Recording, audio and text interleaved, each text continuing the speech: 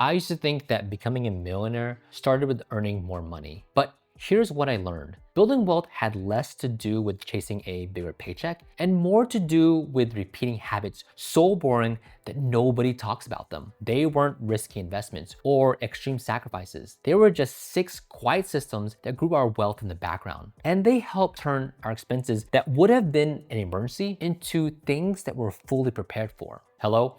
I'm Jonathan, and on this channel, we talk about building wealth without pretending to be rich. Let me show you the 6 habits that we use to become millionaires in our 30s. And the first one starts with what happens to your money before it ever reaches your checking account.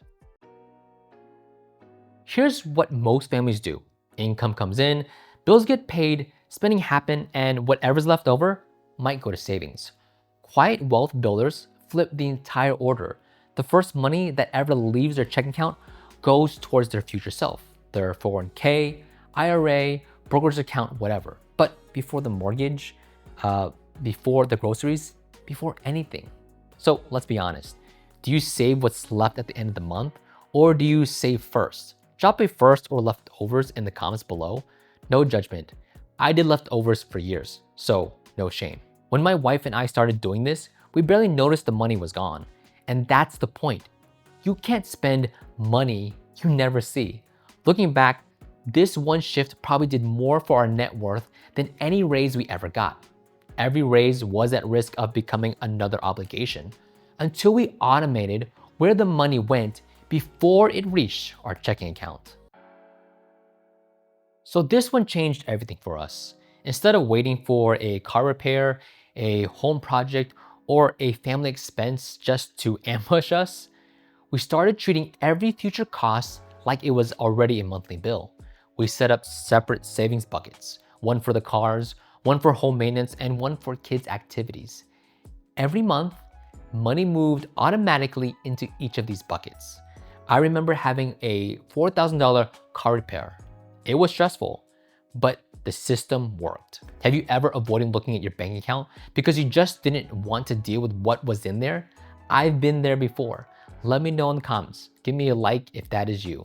Now, this habit isn't sexy. Nobody posts on Instagram about their car repair fund, but automating those savings buckets gave our family something more valuable than a larger account balance, and that's breathing room. Problems still happen. They just stopped becoming a financial crisis. I stopped measuring progress by whether our lifestyle looked impressive. I started asking a different kind of question. Could we handle a repair? Could we lose our job and be able to bounce back after 6 months? Did our net worth actually go up this month? Or do we just feel like we're doing well because the paycheck hit? Income is vanity. Net worth is reality. There's a quiet confidence that comes from watching your net worth tick up by a few $100s where nothing exciting really happened. Nobody claps for that. But over those years, those invisible months built the foundation. Do you track your net worth? How often? Monthly, yearly, or never? This one is subtle, and it's the habit that keeps middle-class families stuck when they ignore it. The biggest wealth killer isn't your lattes. It's upgrading your lifestyle every time your income goes up. When my son was born, safety became more important to me than making the mathematically perfect financial decision. We bought a brand new car because I knew my newborn son would be sitting in the back seat, and I wanted a car that I fully trusted. But here's the key. That was an intentional decision, not an automatic upgrade. And we're still driving that car today. The quiet millionaire move isn't deprivation. It's asking one question before every major purchase. Does this move our family closer to our goals? Or does it simply add another monthly payment? What's the oldest car in your driveway right now?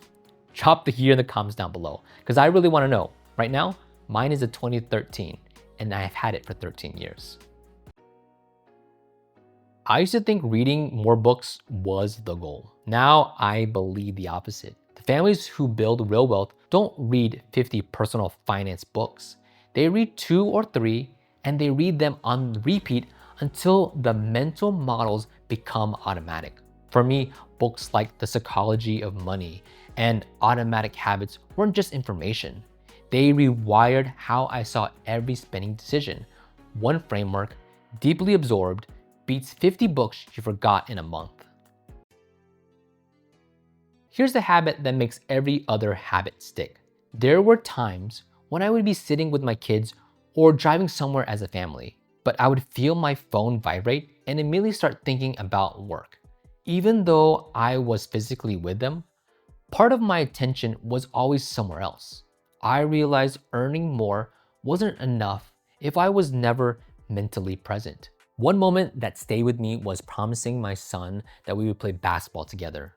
Keeping that small promise reminded me that the reason I wanted financial security wasn't simply to reach a certain net worth, it was to have enough control over time and decisions to show up when my children needed it. Here's a question I don't see asked enough. What's your real why? Not I want to be rich. The real one. The one that makes you turn down spending that doesn't align. I'm not trying to build wealth so my children can chase status. I want to give them stability, opportunities, and an example of how to use money intentionally. I grew up in a household where money was tight. When I was 8 years old, my father left, and my mother had to carry that weight all alone. And as an adult, I made a quiet decision. My kids would never see me panicked about $400 emergency. They'd see me prepared. Not perfect, but prepared. That's the why. And it's outlasted every temptation. So those are the 6 habits. Pay yourself first, treat future expenses like bills, track net worth, not income, be boring when it comes to cars and houses, and anchor everything to a reason bigger than money. So I want you to pick one. Tell me which one you're starting with this week in the comments. Seeing which habits resonate with other families is my favorite part of making these videos. And if you're new here, remember, I'm Jonathan. We talk about wealth building on this channel. And if you enjoyed this video, please give this video a like and subscribe to the channel. Thank you for your time. I'll see you in the next video.